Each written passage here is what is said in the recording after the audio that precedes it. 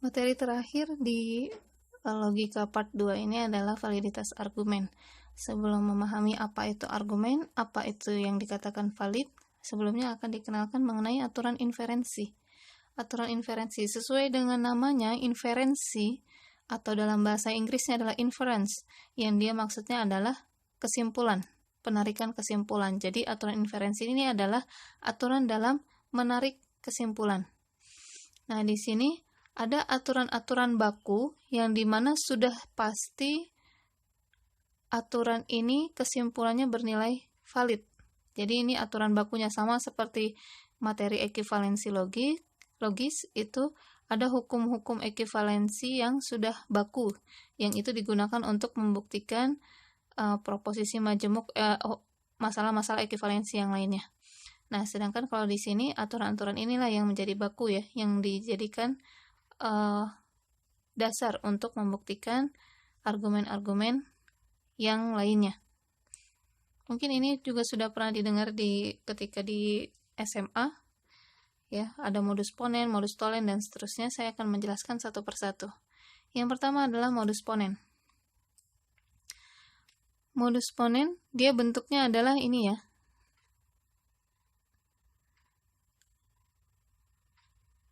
Jika ada ini premis ya, jadi ada istilah premis. Premis itu adalah pernyataan. Premis satunya adalah P maka Q, premis 2-nya adalah P. Ini beda premis ya. Maka kesimpulannya, ini titik 3 ini adalah simbol untuk kesimpulan. Atau dalam bahasa bisa bermakna jadi, atau bisa juga karena itu. Jika P maka Q sebagai premis 1 dan premis 2-nya adalah P, maka kesimpulannya adalah Q.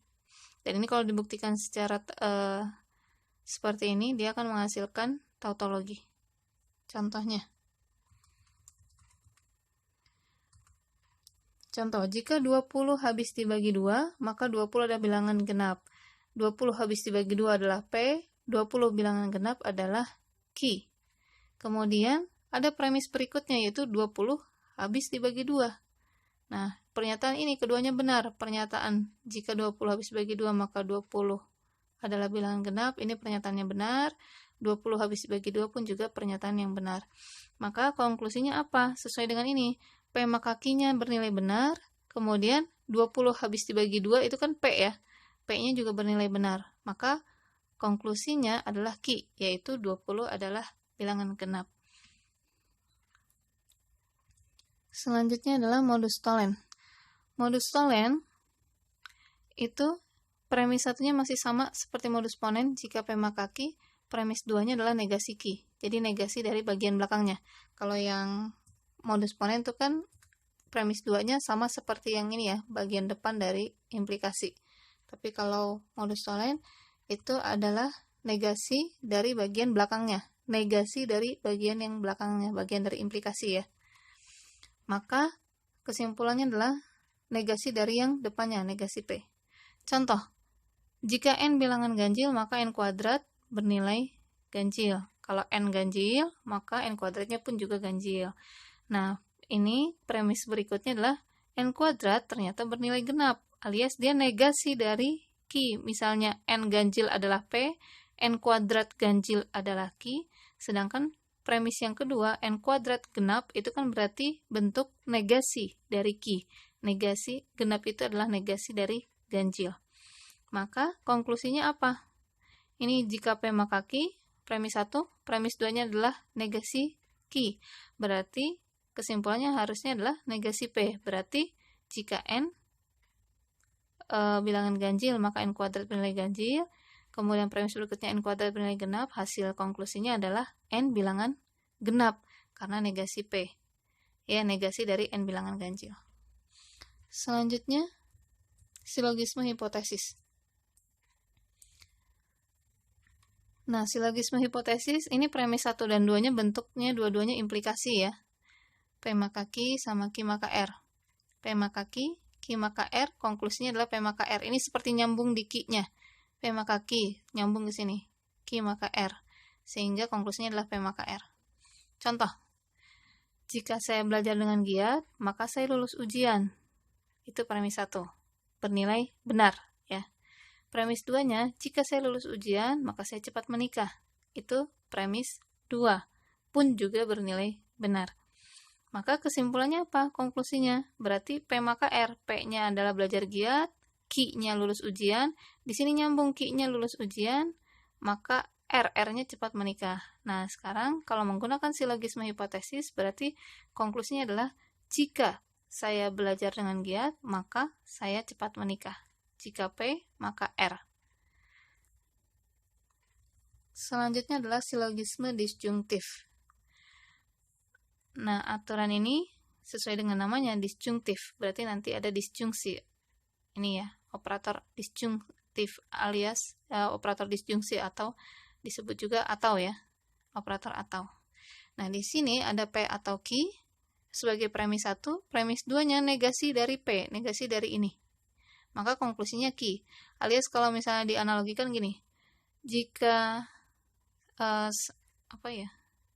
di sini jika saya bukan jika ya, saya pesan jus alpukat atau jus jambu. Ternyata di sini, oh saya tidak pesan jus alpukat, atau misalnya oh ternyata jus alpukatnya tidak ada, kosong. Berarti ya saya minta datangnya adalah jus jambu Q-nya, gitu ya.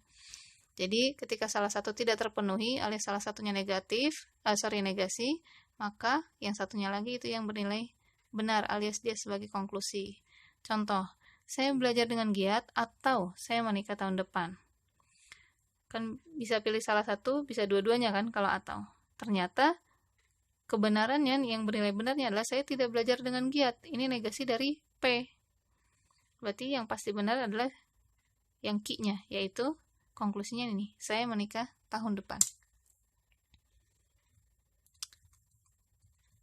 Aturan yang kelima, simplifikasi. Sesuai dengan namanya, disimpelkan. Perhatikan bahwa untuk simplifikasi, tandanya dan. Ya, jadi kalau ada P dan Q, ini bisa kita ambil salah satu informasinya.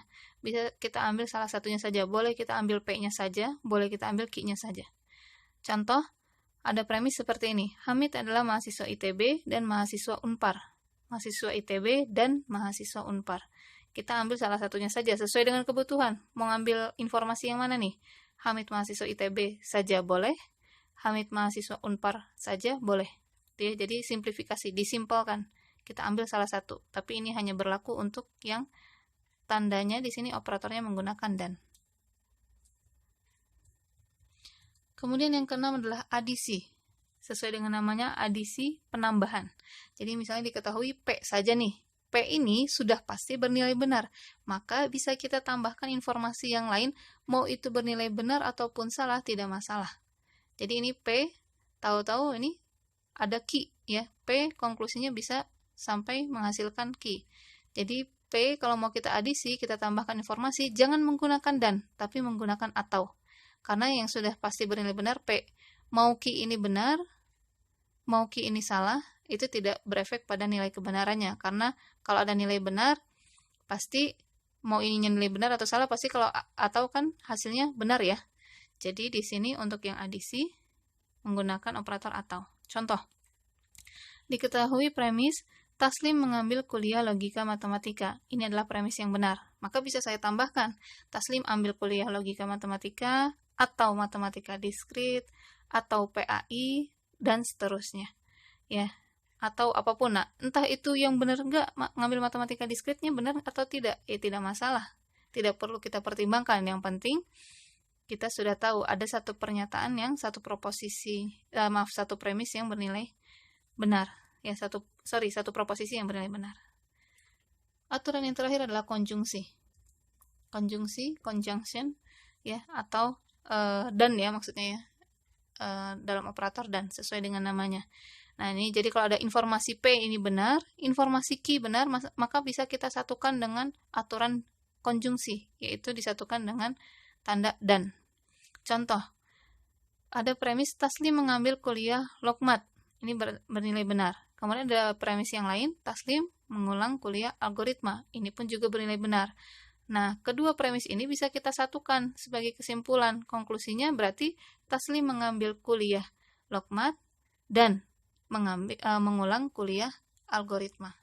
Begitu, ada 7 aturan inferensi.